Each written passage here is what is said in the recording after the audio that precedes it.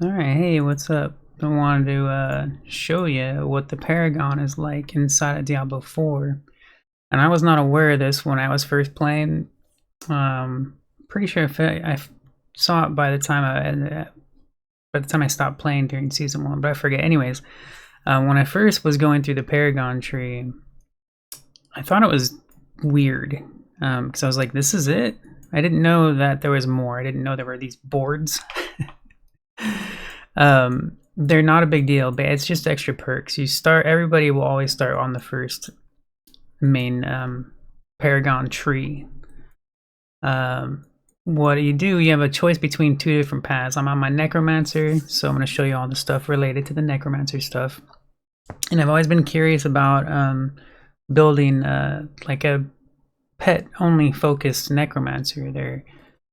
They've been difficult with their balance. Part 2 was pretty crazy. Part 2 was different. Part 2 was the Necromancer. Kind of want to go back and play Part 2 again. It was so different. It's very similar, but it was pretty crazy. Anyways, so each character, each class will have their first Paragon tree. Then you pick a path. Each side, the best little glyphs or whatever these things are, these little slots. They all improve stats, and I'll show you. I'll get to it. The best ones in these are yellow. So there's the gray ones, which are normal. There are the blue ones, which are a little bit extra. The blue ones are nice too. They got some cool ones with the blue. And the gray ones are the main stats that get you throughout the trees. And then the yellow ones have the super cool bonuses. Very cool bonuses, just in general. So you first pick your path. You look up at the first yellow ones that you're going to come across on each side. On my sorcerer, I'd ended up filling out this entire tree before moving on to the next board, because I didn't know there was another board. Anyways, so for this one, it's usually more obvious. I forgot about this on which path you might want to go. This is more the defensive tree. Don't want to start there. I prefer to start on the offensive tree. So I start with extra damage on this side. So I put the points into to get up to here, right? Man, I wasn't even expecting this to be a tutorial. I just wanted to talk about it. So if I might go a little weird. There's this red glyph thing. Actually, I'll show you because I still have not gotten to it yet up here.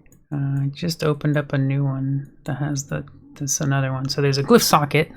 These ones, I like the concept, but they're kind of wasted, and I'll tell you why. This is a glyph you get to add. Like, you get a bunch of these like glyphs throughout the game while you're playing, especially higher level. I guess 50 plus, 60 plus, I'm not sure, but things start to open up a little more as far as things, whatever. It's the same game.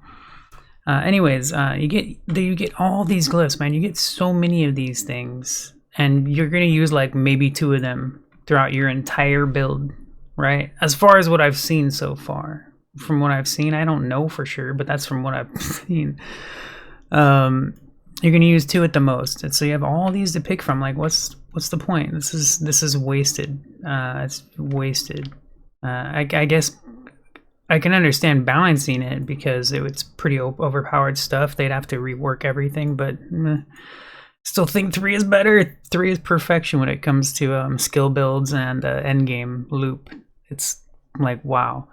Anyways, yeah, so these are really cool though. Like, I love these glyphs. Very cool things that you can slot into your empty glyph slot, which is nowhere. Get one up here that I haven't unlocked yet. I'm level 78, and one that starts in the very first tree. All right, did I have one up here? No. Yeah, there's not even a single one of those glyph slots like in this branch at all. That's funny. Was it that one? Oh, it might have been this one.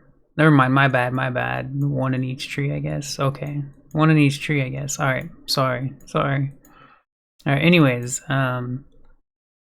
so these are kind of like the yellow ones, except you get to pick it out of all the stuff you've looted or whatever. I haven't really even gone through each of these. I went through them enough, skimmed them to see which ones I liked. Again, it says don't use them very often as far as like slotting them. So I guess one per tree or whatever. It's funny how many you get. That's all. I just think this is funny. You get all these to pick from. It's cool though. Like whatever, it's cool. There's something to do with the end game. There's a lot of stuff going on. But my main thing, and I wanted to share this about the Paragon thing, is it's not actually as advanced as it looks, right? There's a lot going on, but it's not like a hard to grasp kind of a thing. It's all extra perk stuff, like most of the grays and even the blues. The blues, my favorite things about the blues, they give you like extra stats. The blue, like say, there's like these are gray, then you got the blue ones, and then the yellow ones are the really good ones. But blue has stuff like extra damage, right? Extra life. There's a lot of cool stuff with the blue ones. The blue ones do very cool perks. Have extra stats instead of 5, I have 7 on the stat or whatever. But I'm also focusing on pet stuff. So here, up here, I got these blue ones that are, you know, plus my skeleton damage, plus their armor. So yeah, the blue ones are also pretty cool. The gray ones are mostly stats, strength, dex, intellect, willpower, like mostly that. And that's how you get through the tree. So once you get to the end of a tree, basically what it is, for me, the way I see it, is you're going to pick what build you want to focus on what tree you're going to put into.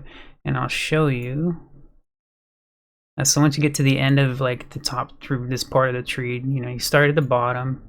You start putting in, you get 1 per level. This all starts at level 50.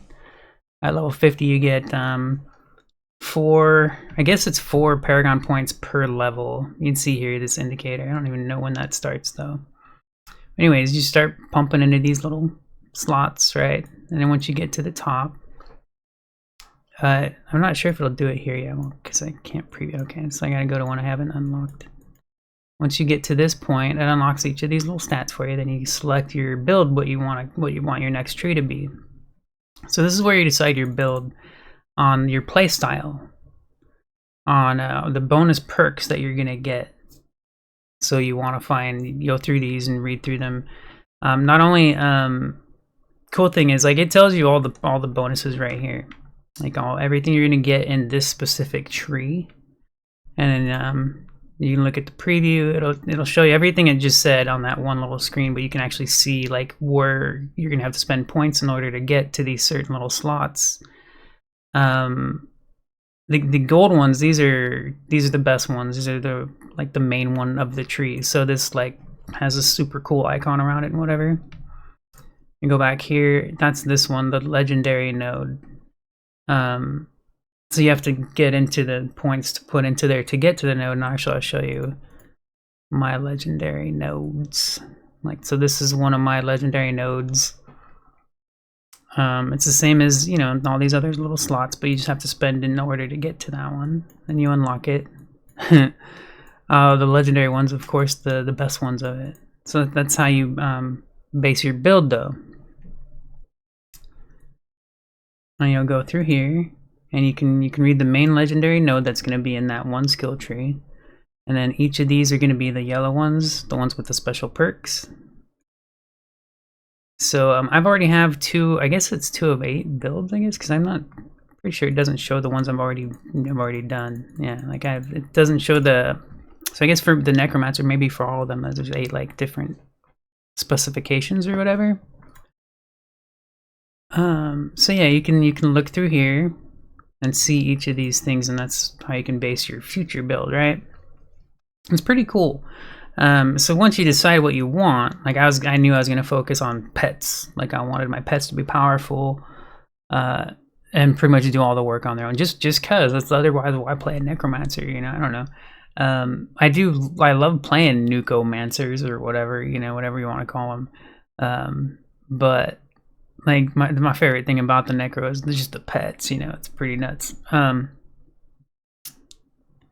So that's what I decided my 2 two trees would be after the first main one that everybody starts with. I selected this one for this perk where your minions deal 15% increased damage for each minion type you have active. So it works for the skeletal warrior, the skeletal mage, and the golem. So that's 3 different types. It's 45% total extra damage just from this one little perk inside the Paragon tree. That's on top of, like I was showing earlier, like some of the blues have like extra damage attached to them, and they do have it for the specific skeletal type. So you can see at the, oh, is it on my screen? I don't even know. Let me see real quick. All right, so on the bottom center of the screen, you can see the number of skeletons I have of each. 7 warriors and 5 mages. The golem doesn't show up here. I'm not really sure why. I guess because he's practically invincible. I'm not sure. Anyways, and the main thing is because I have items that add skeletal, add to the maximum of skeletons that you can have. So this one adds to warriors, and then I have another one that adds to mages. So that's cool. I didn't even know that was a thing until I came across those items, and I was like, ooh, that's awesome. Oh, whoops. wrong button.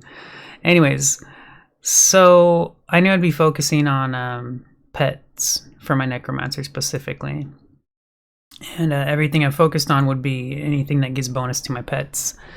So this was a legendary node for my golem.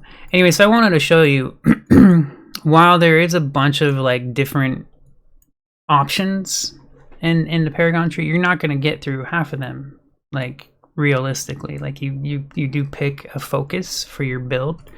They did recently add a refund like all Paragon points stuff, so you can start completely over from the beginning. That's a very recent patch apparently, like the most recent one, I guess. So that's cool. But yeah, so you're gonna pick your build style and go through that for your Paragon. So you're not going to end up unlocking every single thing in every tree, and it's really not that hard when you know what you're going for. Yeah, no, so the Paragon system is actually really cool. It's pretty neat. It's fun. I just wanted to show you that that's how it works, kind of. I think there might be one thing I'm missing that I'm forgetting to say, but I think I covered most of it, the basics. You know, it is pretty simple. Not super hard to pick out your favorite, like what you want and what it's going to take to get you there.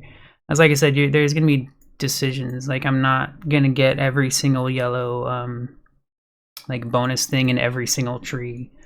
I went for the ones that I mostly wanted. Anyways, all right, so that's it. Diablo IV Paragon, pretty cool system. Neato, like it, dig it. I'm currently playing my necromancer for the heck of it. Currently level 78. My source is 97, and then I have a couple others going on. Just passing time. It's a fun, cool game. Like, you know, it is. The copy paste is never gonna not be right in my face. But anyways, all right. Talk to you later. Oh yeah, I forgot I don't have this regular. Bye bye.